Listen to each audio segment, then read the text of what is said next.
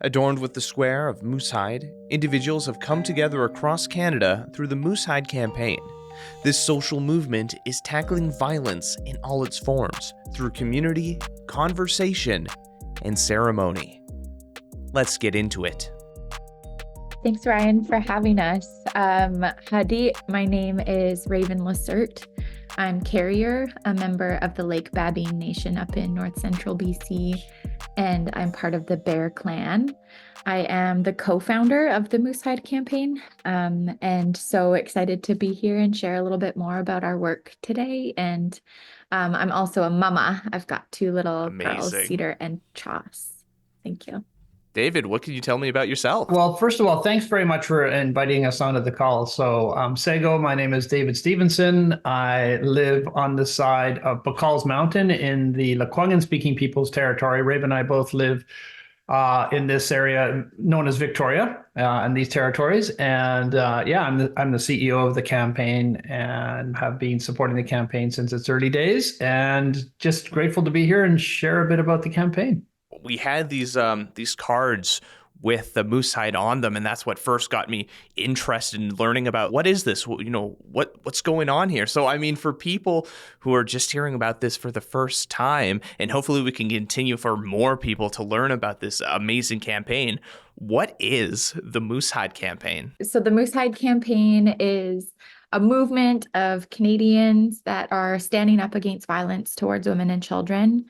And we're just calling people in a good way, inviting people and especially more men and boys to join this space to help stand up, take personal commitments to ending violence towards women and children, creating safer spaces for all of us across this country. It's such an important movement and message to have. Like when we're looking at statistics, the number of women and girls and like two-spirit people who are affected by violence is huge. And I appreciate this movement of bringing people together through community and conversation to fight that head on, because only through community can we challenge massive systemic things like this. It's so true. Yeah. And it's something that we really need to do is Canadians need to stand up together and say that the violence is not okay, that the violence that's happening towards women and children in this country is not okay. And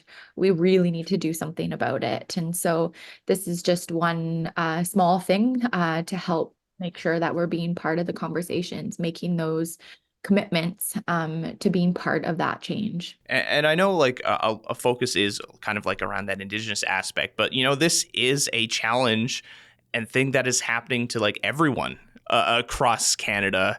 Of course, it affects Indigenous communities more disproportionately, but it's a challenge that every demographic experiences. And I also appreciate you getting involved and getting like men and boys involved in these conversations as the predominant perpetrators of violence against individuals. It's good to have people there to learn about these challenges. What is some of these systemic things that are leading men and boys down these paths to become abusers? How do we help rehabilitate individuals who have been abusers in the past? So I think that's an incredibly important aspect that the campaign focuses on. Yeah, it is. And I really appreciate your framing of the challenge that's in front of us, because gender-based violence, domestic violence is the only violent crime in Canada right now that's actually on the rise. So it continues to be, and that's a sign of intolerance or some kind of aspect of our society and an unconsciousness. And the thing about this crime is it's completely preventable. The actions that are happening are actions that are acculturated into people through their families or through their society or through other cultural dynamics that suggest that this is a course of action that men can take to try and whatever it is they're seeking to do in the moment. Often it's just really covering over their deep insecurities or trying to exert power in a very healthy way, right? So part of the work that Raven and Paul have done is to try and really frame, Paul is Raven's dad, and I'm sure she'll tell you the origin story in a second here, but really frame this as include those men, include all Canadians into this circle to say that this is not only a conversation that we need to have, but it needs to be a conversation that leads to substantive, measurable, practical actions in this space. And so that's where we take pride in being able to support that and being really conscious of the fact that it's important to talk about this, bring the awareness, and make sure that those next steps are in place and supported and guided throughout this work. As someone who's online a lot, I see some of these kind of like online spheres that are cultivating and developing these toxic mindsets within young boys and young men, people like Andrew Tate and those manosphere type individuals who really reinforce and push this idea of like traditional masculinity, but traditional in the means of men being better than, and that women are objects or property, like just totally awful misogynistic tendencies. So I see it, and again, it's that sense of community, getting boys not to feel isolated in their homes. So it's great to see. Raven, you and your father creating this campaign. What can you tell me about that story? How did this all start and take place? My dad and I started the Moose Hide campaign together in 2011. And it kind of came to us as like this moment of inspiration while we were out on a hunting trip in our home territories back in Carrier territory, where right where the Highway of Tears is. That Highway 16, also known as the Highway of Tears, runs right from Prince George all the way up to Prince Rupert. And it's an infamously known highway because it's such an unsafe space for so many women, and especially Indigenous women. And lots of people have gone missing or have been found murdered from along that stretch of highway. And some of those people are my family. And so we wanted to do something about the violence that's happening towards women and children in this country, and wanted to help be part of some positive change and create a space where people can do something in this space. And so it was while we were out on a hunting trip, and my dad and I were blessed with a moose, and we were cleaning it out and talking about how we could be part of this movement. And it kind of came to us as this moment of inspiration. And so we thought maybe if we tanned up that moose hide and cut it up into a bunch of little squares and asked people to wear it as an everyday commitment, as an everyday reminder of who we want to be in this world. And so it's a personal commitment to our own selves, but also out to each other as community people, as parents, as family, as coworkers. And so my sisters and I cut up the first 25,000 squares and hand wrote on these little like information cards on little index cards what we're trying to do. And so it just started to spread from there, started to grow. People started to ask about it. They see you wearing like a thing and want to know what it is, right? And so helps to create the space to talk about it, where for so long we haven't talked about violence, right? It's one of those things that thrives in the shadows. Yeah, it's a taboo topic. If you're experiencing it, you're too scared to bring it up because, what if it gets back to your abuser? Or if you're just like, oh, that's a messy conversation, I don't want to touch on that right now. Yeah, and there's just so much like shame and like blame in this space, right? And so we wanted to create a space where we could talk about it, where there is no shame or blame.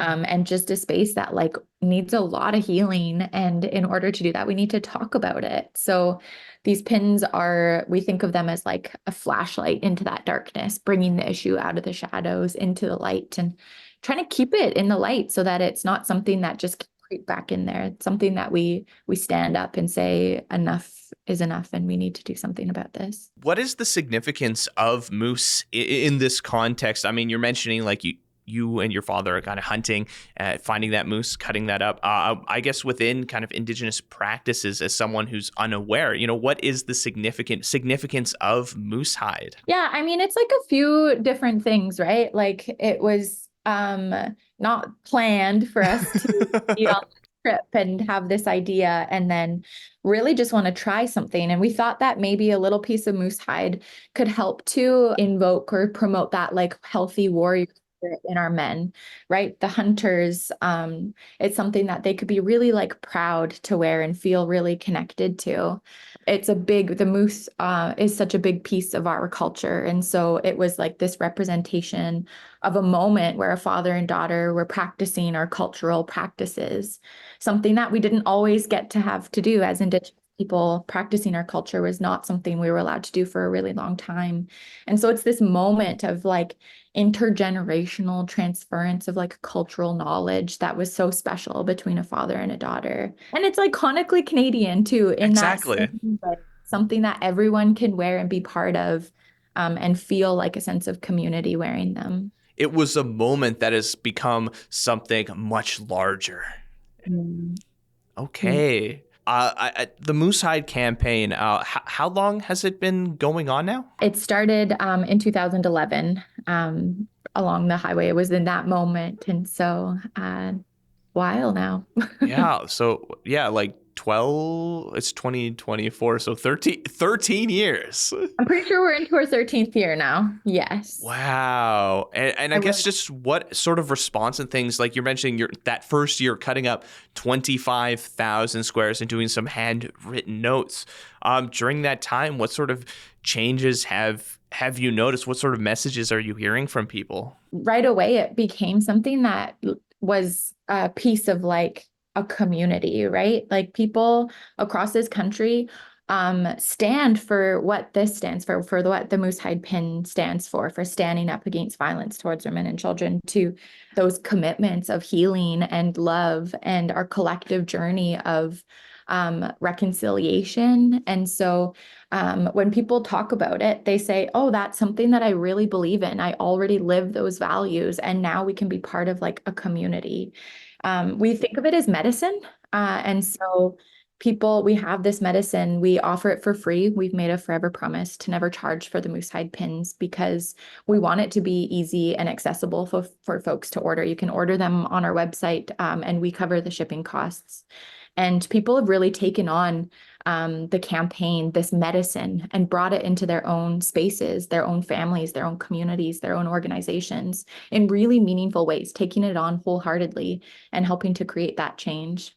Maybe, David, you can cover some of these aspects as the CEO there. What sort of things have you seen change, maybe on like a legislative things, like from our policymakers, some commitments? And I guess, what are some things that you would still like to see change or needs to be changed in terms of policies? Yeah. Well, thanks for that. Good question. So one of the things that's really unique about the Moose Hide campaign is that, that it starts in 2011, before the Me Too movement, really before reconciliation becomes a thing the way it is now, like before the TRC. I was working just before, a few years before working with the Moose Hide campaign. I was working in the downtown East End as an outreach worker of Vancouver downtown East End for the Urban Native Youth Association. And there was it was prior to understanding about the mass murderer Picton there. And so we all knew it, though. We sensed all this stuff. There was really clearly, I mean, the way I describe it is there was a very clear disturbance in the force, so to speak, for you Star Wars geeks like me. And so we really knew that there's stuff going on that we're not capturing, that the police are not capturing, that they're not responding to, that the systems aren't responding to. And I think that's just the momentum of a legacy of colonization and racism that just assumes the less than stance and a deficit lens on Indigenous people. As we've seen over the last 13 years, there's a more awareness. The Me Too movement, MMIWG has now happened. People, we cannot deny the reality that we are still dealing with very hardwired colonial systems of oppression. We, as an organization, experience that. We see it across our communities. It's a very clear thing. So, what the positive thing that we've seen happen, though, is that awareness has happened. And when it does, people are galvanizing against it. And as you noted, there's a backlash for sure. And there will be. People don't want to see this change. People want it to stay the way it is. But most Canadians, if not, like a mass majority of people go, oh, wait a second. I've got a daughter. I've got a mother, an aunt, a sister. They should not be in harm's way just because of their gender.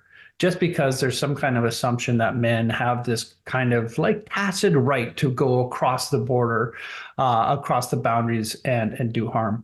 And we're seeing this now with, the incidents of hockey players and Hockey Canada and all of this stuff. It's becoming more and more evident throughout our systems as these lights get shined in. Moose Hide campaign, I think, has played a bit of a role. As Raven said, they cut up 25,000 of these squares.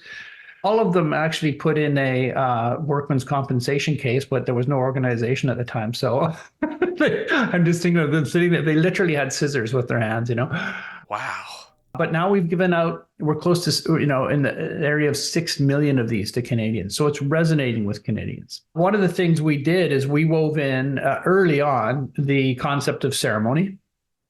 So this is a medicine for an illness impacting all Canadians. We learned that along the journey. At first, it was really focused on Indigenous women and girls, and it's like more and more engagement that we did and started to grow. It was like, oh, wait a second, this is really endemic across all sectors of society, across all cultures, geography, social, economic status. It's everywhere. So that ceremonial, the day of Moose Hide Campaign Day is a day of ceremony. It's not a conference. It's a day of ceremony. It's a day when we invite men and boys, challenge men and boys even, and invite all Canadians from any gender identity or sexual orientation or cultural background or geography, history, to join us in that fasting process, either by supporting or being with a faster or fasting themselves. And everybody's invited to all of that. One of the things that Raven and Paul have done is to make sure that because it's a medicine in that sense, we want to make sure that we always give it away for free to anybody who asks for it. So that's why the pins are always given for free, as is the day of ceremony is always free for all Canadians. So there's actually quite a lot of schools, K-12 schools, as well as universities and other organizations in Manitoba and in every province who will sign up for May 16th, Moose Hide Campaign Day. So this year it's May 16th. We have done, one of the things we do is a little ceremony called 10 Men. We don't advertise it much, but basically we bring 10 men together and invite those men into a day of fasting and reflection, generally about going about their business of the day. But we start in the morning with a daybreak ceremony and a circle and some discussions, usually some guidance from the elders throughout the day, and then send men out into the world to do their business. But with this intention that today of all days, I'm really going to pay attention to all the subtle ways in which either male privilege or racism is in my relationships or even in my activities, with no blame and shame. It's an awareness day. It's a day of being personally aware, because this is always an inside job first. It's never about pointing the finger and going, they should be less violent. I mean, that's a very natural and easy thing for us to do, but it's also, let's stop and just see where can I. And it doesn't help solve any problems. No, exactly. So this, and I'll just say that, we've done a couple of 10 men quietly without, we don't share it too much, but with parliamentarians. And so we've sat around with cabinet ministers and others. We've done a couple now, one not that long ago, where we just spend the day and to say in this institution. So when you say about policy shifts, we're very much after cultural shifts, and the average Canadian realizing that this isn't okay anymore, and that there's something they can do, that wearing the Moose Hide pin, joining the Moose Hide campaign, then activating in your network, your community, your family, your home, is a substantive help to this agenda. So it's not nothing if you wear the pin, talk about it, share about it. It has an impact. We know that for every pin we produced, at least 5 conversations have happened, if not more, per pin. So that's 30 million conversations. And a conversation happening right now. Yeah, 30 million in one. Talking about that cultural shift, as you mentioned, things have changed. People are talking, but there's still a lot of work to be done. Just here in Manitoba over the summer, the fight to get the landfills searched for the bodies of murdered Indigenous women here, something that we're still waiting on the answer, whether or not our government is going to search the landfill or not. So there's much more conversations that need to be had and that cultural shift. As we're heading to the end of this conversation, you mentioned May 16th. The day isn't a conference, it's ceremony. What are some ways people can get involved? Are there workshops or activities? What are some ways that people can learn more about this campaign and get involved? Raven, what can you tell us? Yeah, we're always so excited to be able to create a space where we invite all Canadians into a ceremony. So we fast for the day from sun up until sundown. For one day, we go no food and no water to deepen our commitment, to deepen our understanding of this issue, how it impacts us individually. Like it really is that chance to go inwards and feel how that is for you. And to know that thousands and thousands of other people are also fasting on the same day as you for the same purpose and same intention of ending violence towards women and children.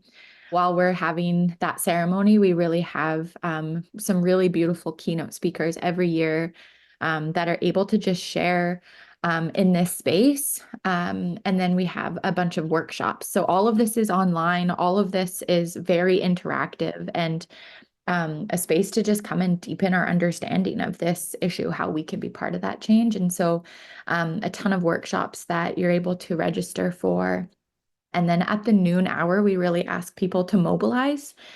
So in your own time zones at your lunch hour, people are going out and taking to the streets and marching. Some people are holding up signs. Some people are just go for a quick walk around their block. And we host a big day here in Victoria, and that's all live streamed out. And at the end of the day, we end our day in a big feast, a fast breaking ceremony, and then into a feast. And so we had over 500,000 Canadians register to be part of that day with us last year and expect at least that this year as again. So please, we just invite everyone to join us on Moose Hide Campaign Day. You can just register on our website and invite your people to come and be part of it too and watch the live stream. It really is a moment to feel the sense of hope in this space. As you're saying, it can feel like such a daunting task and something that is so hard in our hearts and in our spirits. And so this is an opportunity to really come together with hundreds of thousands of other people that are willing to take that stand at the same time in ceremony for that same purpose. And so it really is a chance to get filled up with some hope and with some love in this space and know that these actions are making important change. Raven, David, thank you so much for taking this time and having this conversation with me. Where can people go to find out more information about the Moose Hide campaign and find out, where or what's happening within their region, their communities? Yeah. So first of all, moosehidecampaign.ca is our website. And also please follow us on social media. We're all on all the platforms, of course. And if you go to the website, as Raven said, you can register for Moose Hide Campaign Day. You can also order your pins for free and we'll send them to you and you can wear and share those anywhere. And then we will very soon have another leg on the stool, which is a 3-hour asynchronous online training that will be available. And that training will be an own source revenue to keep the campaign going. And we're sharing that training very soon. It's called We Are Medicine. It really gets into the Moose Hide campaign and all the issues around it.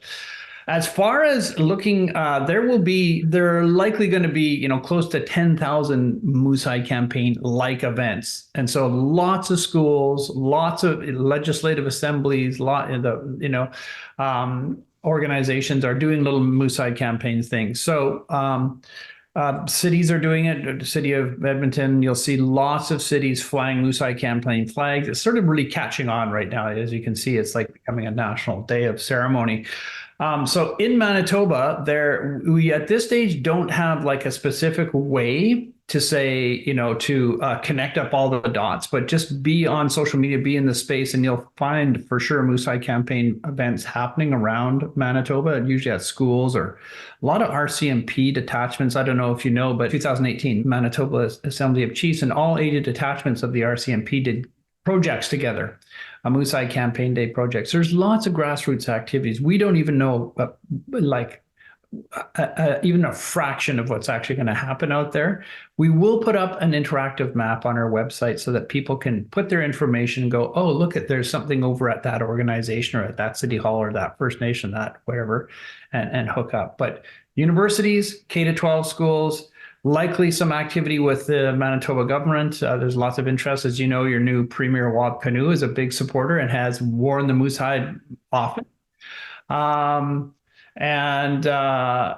And so, yeah, and then just stay attuned to us on our website, and please invite everybody to register. As Raven said, once you register, then you have access to the live stream, and you can watch the live stream, and we'll push it to Facebook and stuff like that, so people can watch that and integrate it into their day and design their day around that live stream if they want. Have any stories you'd like us to share or communities we should highlight? Leave a comment on our social media or reach out to us on our website. I'm Ryan Funk. This was U Talk, and have yourself a good one.